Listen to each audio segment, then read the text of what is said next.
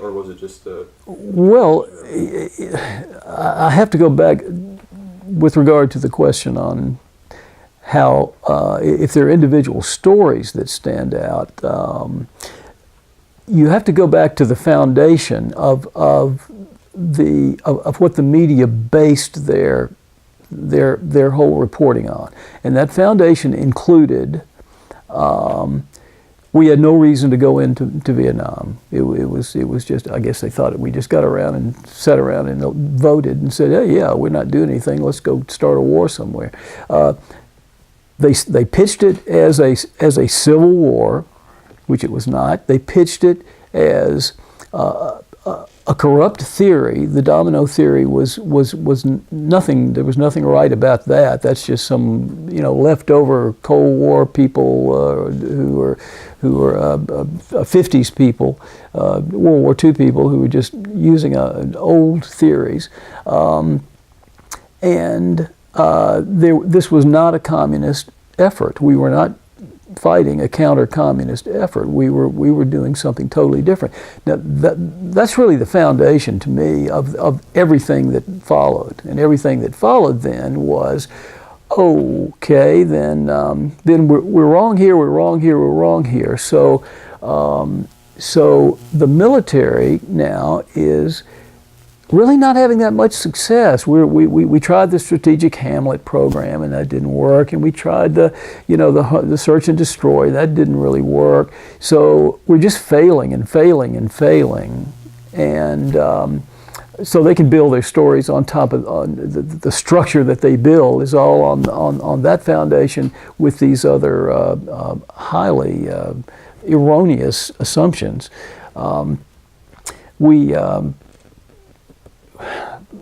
My goodness, I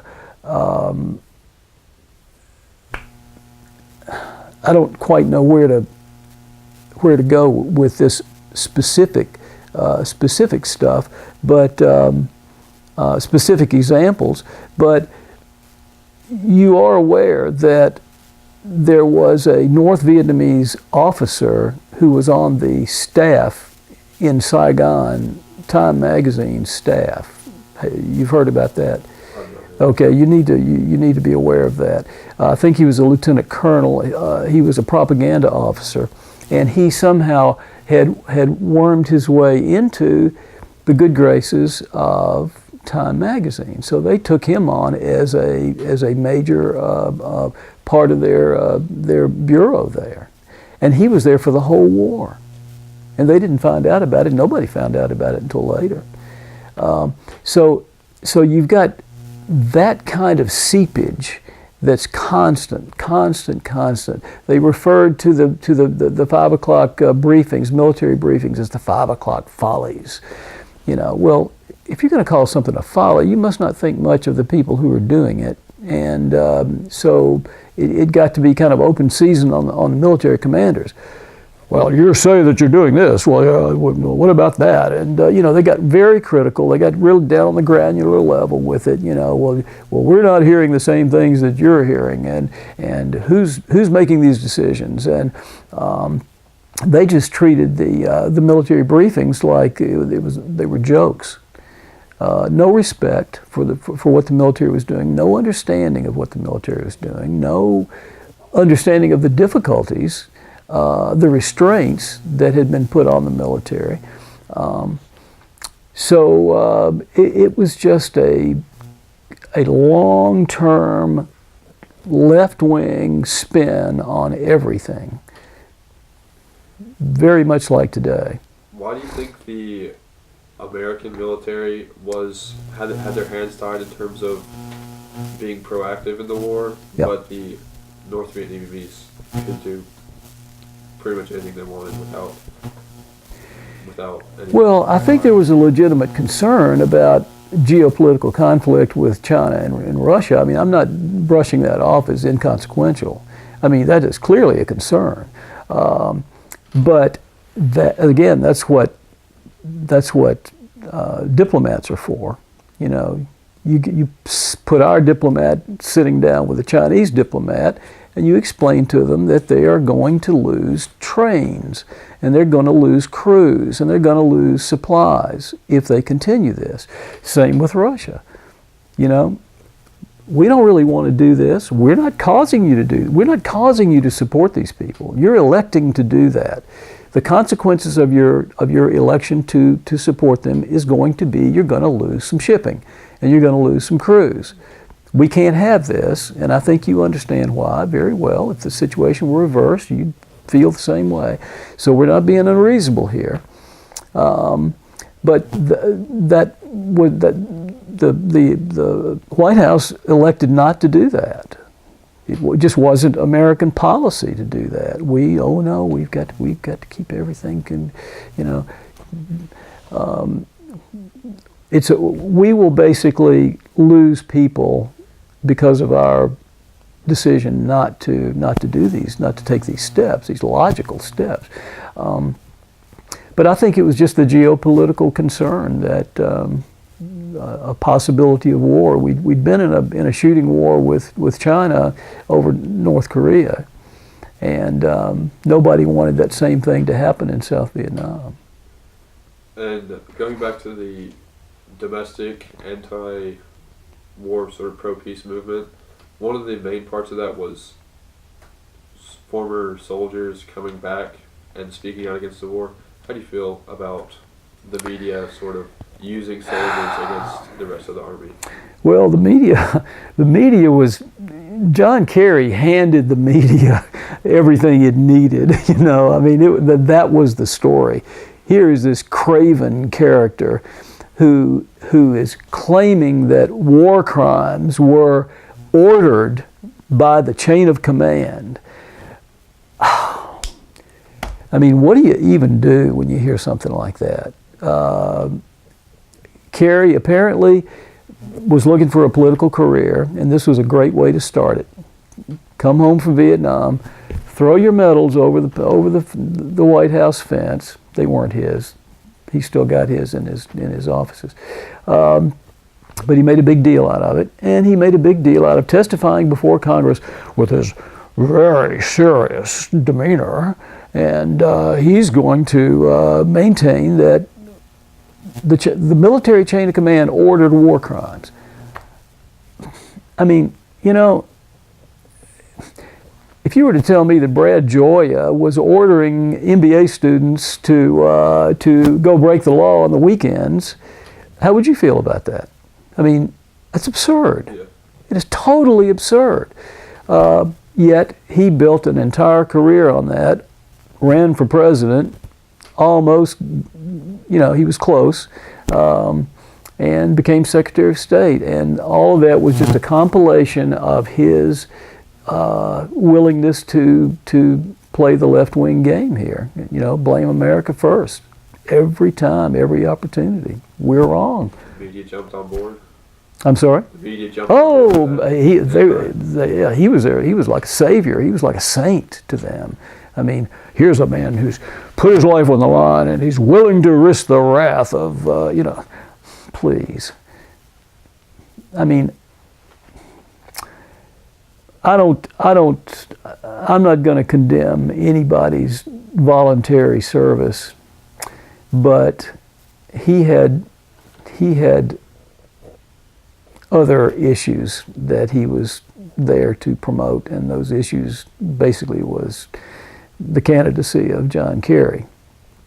And he flagrantly lied about and besmirched every one of us who performed honorably and who took our oath seriously and who bent over backwards to prevent any kind of civilian casualties. But the public bought it. The left wing bought it. He became a hero, and fortunately, he didn't make it to the White House. But he's done quite enough damage in his career, and he's a hero to the media. Do you think that with the embedded reporters, they obviously followed the soldiers around, and even sometimes in combat? Do you think that played a role in tying the hands of the Army, that they're sort of being recorded, being observed under a microscope the whole time? Yeah, when you go back to World War II, they had it right in World War II. They would not permit photographs. Very, very few photographs of actual combat made it into the American press. They did it because they understood that the country would support a war, but the country might get squeamish if they had to see what was actually involved in fighting a war.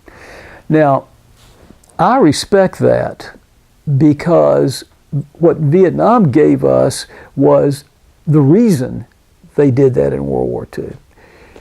By giving the press, by allowing them to be embedded, they ran the risk of having people being killed, being wounded, being maimed, and to a civilian population that is never served, that would probably never volunteer to serve.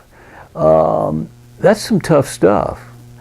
But warfare is just not neat and tidy at all. It's granular and it's bloody and it hurts. And sometimes, you got to do what you got to do to keep yourself and your team alive. And our responsibility was toward the ground troops. And we had to do what we had to do to keep those guys functioning. And it got crazy. I mean, I don't think there's a lot to be served by having somebody with a camera showing all this stuff going on. Easy to misinterpret. It's easy to misinterpret. And going back to an earlier question about the nature of warfare, I mean, this is just not a palatable subject, and it's a necessary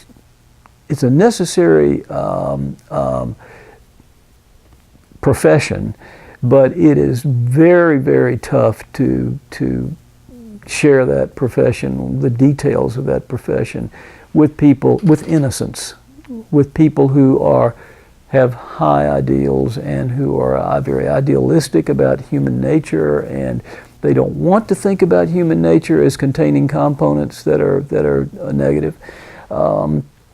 They don't want to think about men pitted against each other in an ultimate death spiral.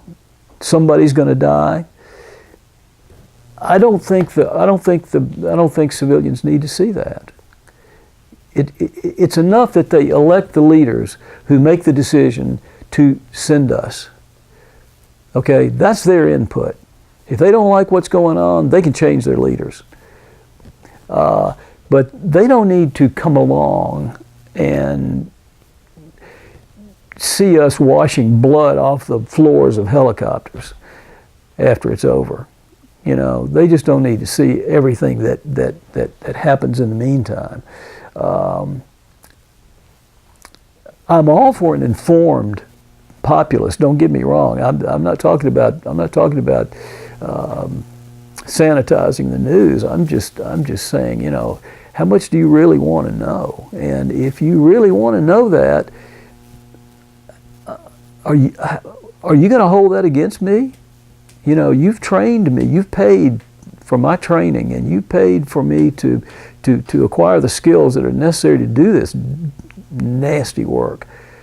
Now, don't get cold feet on me and tell me you don't approve after I've gone and done it for you, on your behalf.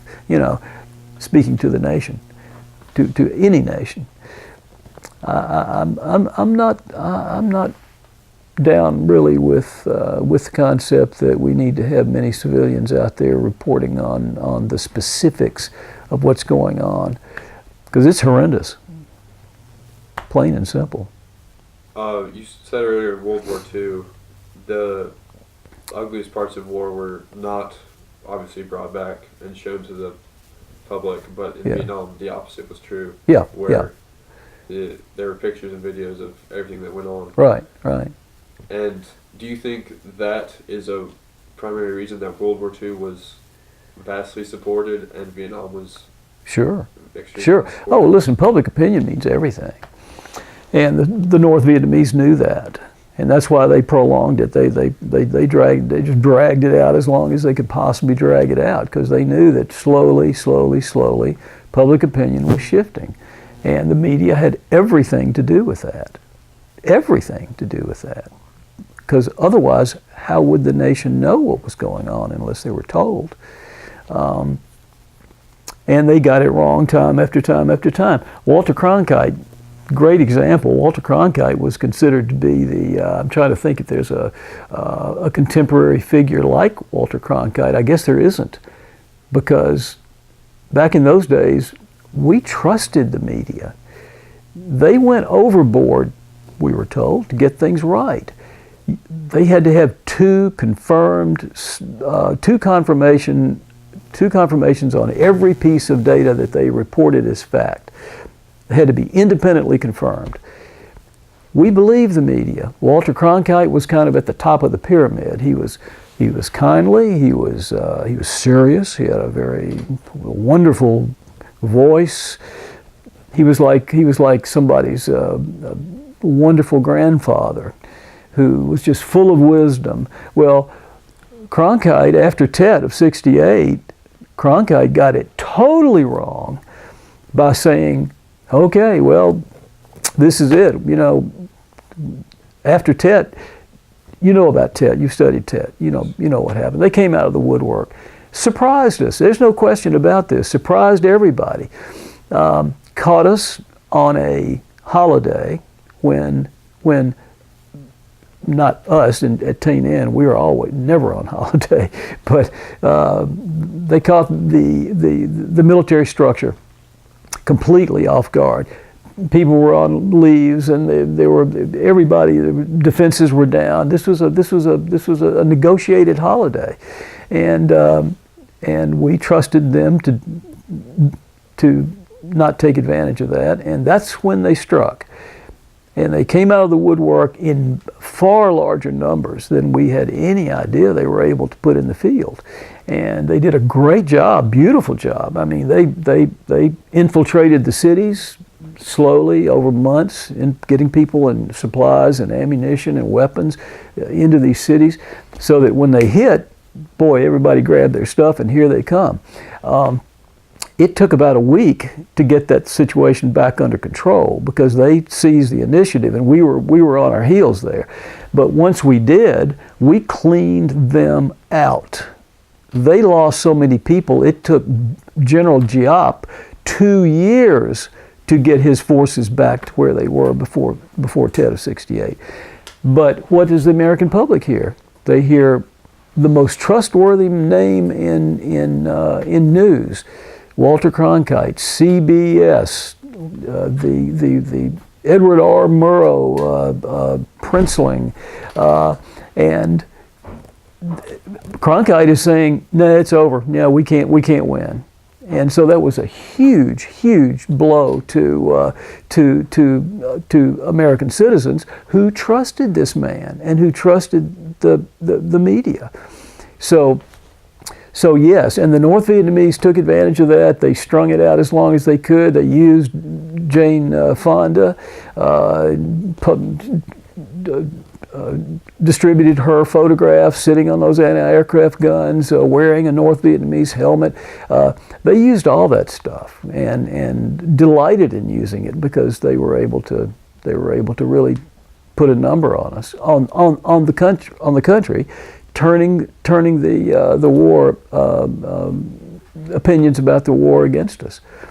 So yeah, they did a beautiful job with that. It was I can appreciate the job they did while resenting that they did it, but they outmaneuvered us politically, and the result is obvious. We were forced to turned things over to the South Vietnamese and left, and then the North violated their agreement and came back in and took over the South.